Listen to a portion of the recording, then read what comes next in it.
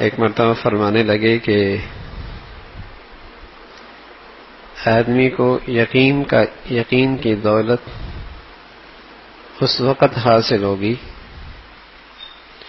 جب اس کے دل سے 3 پردے ہٹیں گے.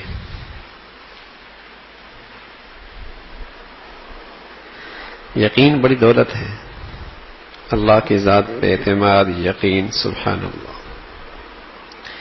ایسا آدمی نہ کبھی ڈپریشن میں جا سکتا ہے، نہ کبھی مایوس ہو سکتا ہے، نہ پریشان رہ سکتا ہے، نہ غم زدہ رہ سکتا ہے. یہ یقین عجیب دولت ہے،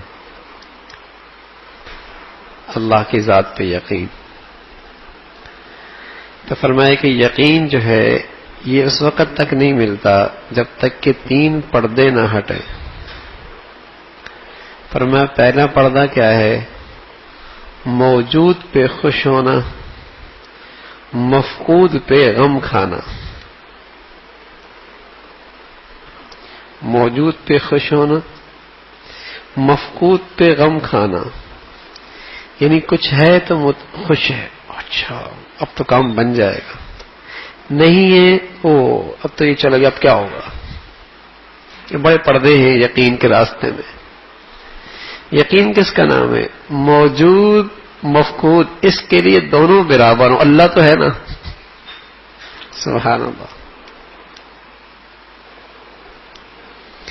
جو موجود ہے نہ اس سے ہونا ہے، اور جو نہیں ہے نہ اس سے کام کا رکنا ہے. کرنے والا تو اللہ ہے.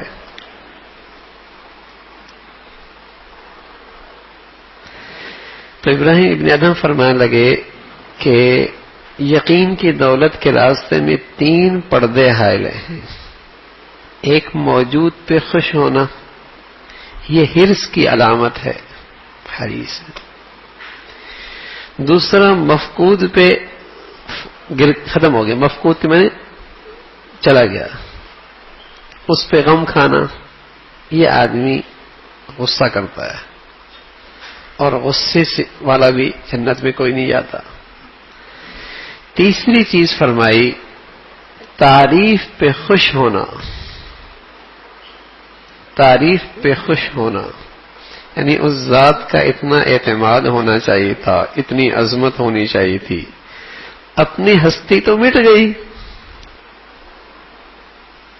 اپنی ہستی تو مٹ گئی، تعریف پہ کیا خوش ہونا. فرمایا یہ تعریف تو عجب کی علامت ہے، جس سے ساری نیکیاں ضائع ہو جاتی ہیں.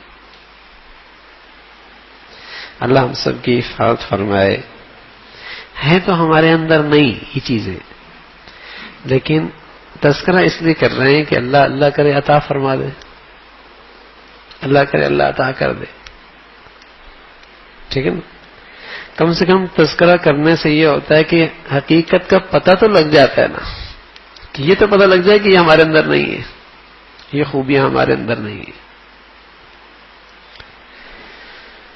تو کوشش بھی کر سکتے ہیں، اللہ سے مانگ بھی سکتے ہیں، لیکن حقیقت یہی ہے. تو یقین کے راستے کے یہ 3 پردے ہیں: موجود پہ خوش ہونا، مفقود پہ غم کھانا، تعریف پہ خوش ہونا. ہاں، یقین اس کے بغیر آ نہیں سکتا. یقین تو اس کا نام ہے کہ موجود مفقود اس کے لیے برابر ہو جائے. اللہ تو ہے نا، اس کے خزانے تو ہر وقت بھی بھری ہوئی ہیں، اس کے خزانے تو ہر وقت بھری ہوئی ہیں. اس کے لیے نہ مفقود کا مسئلہ ہے نہ موجود کا مسئلہ ہے. سبحان اللہ. وہ چاہ لے گا تو مفقود موجود ہو جائے گا، نہ چاہے گا تو موجود مفقود ہو جائے گا.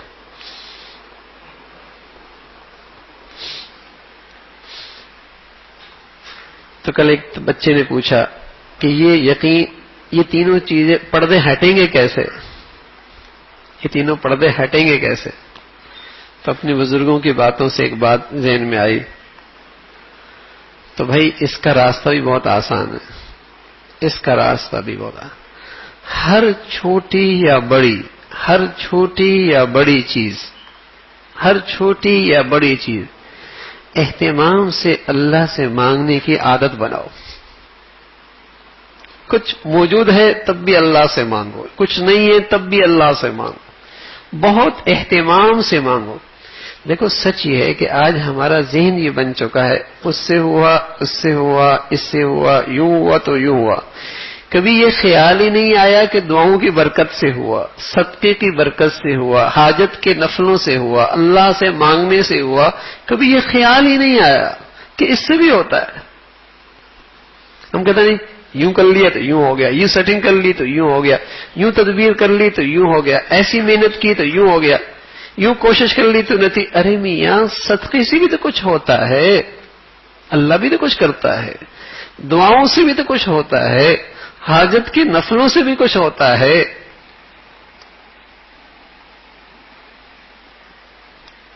تو یہ تینوں پردے ہٹانے کا آسان راستہ بھی یہی ہے کہ ہر چیز چھوٹی یا بڑی اہتمام سے اپنے اللہ سے مانگا جائے۔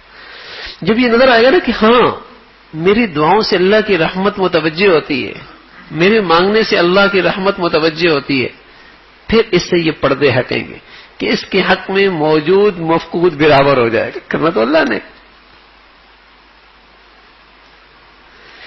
اور پھر تعریف پہ خوش ہونا کیا، میں تو اتنا محتاج ہوں کہ چھوٹی چیز بھی اس سے مانگتا ہوں، بڑی چیز میں بھی اس کا محتاج ہوں، میری ہستی کیا ہے؟ یہ تو اس کا نظر کرم ہے کہ بات بنی ہوئی ہے، ہٹائے تو تماشا بن جاؤں، وہ ہٹائے تو تماشا بن جاؤں۔ تو یقین بڑی دولت ہے، بڑی دولت ہے۔ تو اس کے راستے میں یہ تینوں چیزیں رکاوٹ ہیں۔ تو اللہ سے بہت اہتمام سے، چھوٹی یا بڑی تدبیر بن چکی ہو، منصوبہ بندی ہو چکی ہو، تب بھی اہتمام سے اللہ سے مانگو۔ منصوبے دھرے کے دھرے رہ رہے ہوں تب بھی یقین سے اللہ سے مانگو۔ حاجت کے نفل، دعاؤں کا اہتمام، صدقے کے ذریعے اللہ کی رحمت کو متوجہ کرنا، تب یہ پردے ہٹیں گے اور زندگی اس سے بنتی ہے۔